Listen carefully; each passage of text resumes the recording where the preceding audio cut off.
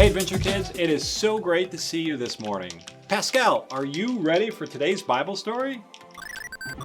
Yeah, hold on just a second. I'm almost there. Oh man! Uh-oh, what happened, Pascal?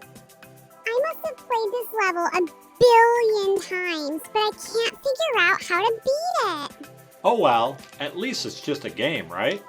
I guess so, but sometimes I feel like that in real life. Like I'm trying so hard to figure out a problem, but I just can't seem to find a way. Well, maybe today's Bible story will help. It was about a man named Nehemiah, and he had a really big problem to solve and didn't know what to do. But he was one of God's people, and so he prayed, and can you guess what happened? What? God showed him a way through his problem. And that's today's Bible point. When you pray, God shows the way. Wow, I can't wait to hear what happens. Me too. So let's jump right in to today's Bible story.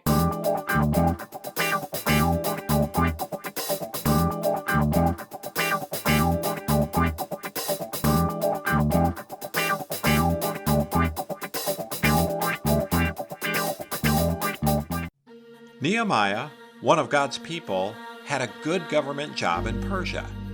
As cupbearer to the Persian king Artaxerxes, he held the king's highest trust. One day he encountered a brother who had just returned from Jerusalem. He asked him how things were going in Jerusalem. The man told him that things weren't going well. The land was a mess. The city of Jerusalem was destroyed. The city walls had fallen down. The city gates had been burned in a fire. Do you think that when Nehemiah heard about the sad conditions in Jerusalem, that he said, "That's too bad. I hope that somebody does something about it"? No, that's not what happened. When Nehemiah heard about Jerusalem's broken walls and burned up gates, he was very sad. If more enemies come, there are no walls to protect God's people. Nehemiah began to cry. He cried, mourned, fasted, and prayed for several days, asking God to do something. Did God forget his promises? Did God stop loving his people? Even though Nehemiah was sad, he still trusted God. He asked God to listen to his words as he repented for his family and his nation's failure to keep God's commandments. Nehemiah prayed, God, please remember your promises. Please be kind to your people. Please help us clean up Jerusalem and build the city walls again.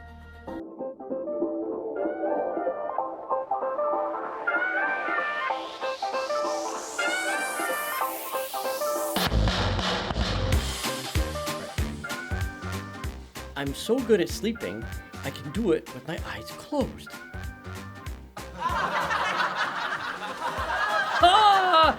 Hilarious! What's the best way to watch a fly fishing tournament? On the live stream.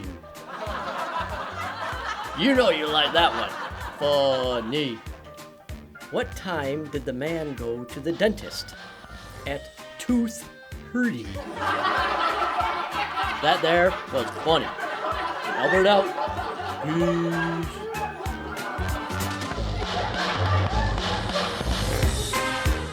When Nehemiah heard about Jerusalem's broken walls and burned up gates, he was very sad. If more enemies come, there are no walls to protect God's people. Nehemiah began to cry. He cried, mourned, fasted, and prayed for several days, asking God to do something. Did God forget his promises? Did God stop loving his people? Even though Nehemiah was sad, he still trusted God. He asked God to listen to his words as he repented for his family and his nation's failure to keep God's commandments. Nehemiah prayed, God, please remember your promises. Please be kind to your people. Please help us clean up Jerusalem and build the city walls again. God listens when we are sad. He heard Nehemiah's prayer. Here's how God answered Nehemiah's prayer. Nehemiah's job was to help the king. One day, while Nehemiah was bringing the king his cup, the king asked Nehemiah, Why are you sad? Nehemiah hadn't been sad in front of the king before. In Bible times, some kings would kill anyone who upset them. Nehemiah was afraid he had made the king upset by being sad in front of him. Nehemiah quickly prayed before answering the king. Nehemiah answered, I'm sad because my people's city is a mess. The city wall is broken down, and the gates have been burned with fire. What do you think the king said? Do you think the king got upset with Nehemiah? No, he didn't get upset with Nehemiah. The king asked Nehemiah what he wanted. The king told Nehemiah that he wanted to help. Nehemiah asked the king to send him to Judah, to the city of Jerusalem, so he could rebuild the city wall. The king told Nehemiah he would allow him to go to Jerusalem and rebuild the wall. The king even gave Nehemiah the wood and other supplies he would need to build the city wall. He sent his army to keep Nehemiah and the workers safe. Can you think of a time when you needed help? We can talk to God when we need help. God heard Nehemiah's prayer and made sure that the king helped his people. God listens to us, and he wants to help. And that's our story. Wow! Nehemiah wanted to help God's people and the city of Jerusalem, but he didn't know how. So he prayed and asked God for a way. That's right, Pascal. And what happened? God gave Nehemiah the right words to say to the king, and the king decided to help. That's right, Pascal. God wants us to talk to him when we're feeling anxious or sad or when we're facing a problem and we just don't know what to do. Just talking to God can help us feel better, and when we listen, God can show us a way through our problems. And that's our Bible point for today. When you pray, God shows the way.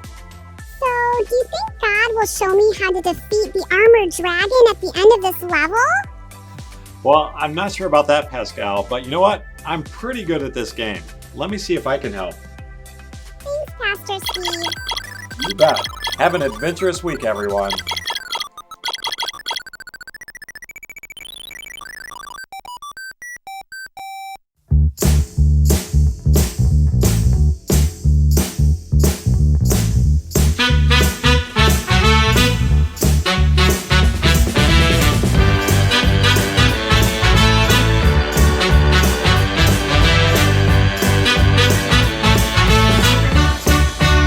Hey Adventure Kids, this is the part of the show where you send in your questions to me, Jake, and I answer them.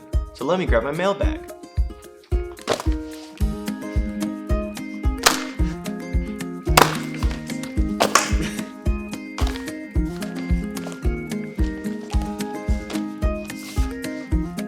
Hi Jake, does God really listen to kids when they need help?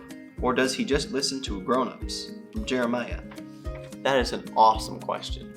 And you know what? The Bible actually tells us that kids are super important to God. And God says grown-ups should be more like kids when it comes to their faith. There's a famous story in the Bible when people were bringing their kids to meet Jesus and have Jesus pray for them. When Jesus' close friends saw this, they thought Jesus didn't have time for kids and shooed them away. But Jesus said, "No way, I want the kids to come to me." And then he told all the grown-ups something. He said, "Do you want to know the kind of people that get to enter heaven? It's the kind of people who have trust in God like kids do." Awesome question.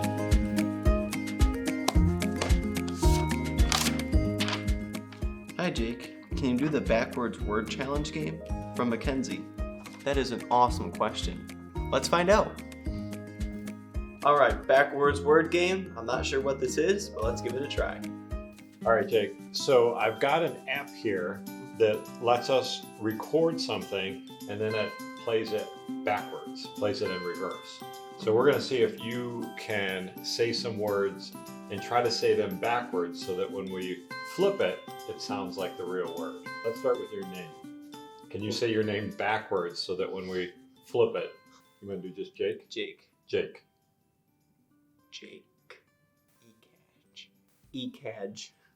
All right, here's backwards. Snaggy. Snaggy. Snaggy. All right. Edge. Cage. Cage. All right, let's try it. Let's try another one. Pastor Steve. Whoa. Ready? Give me a second to think. East app.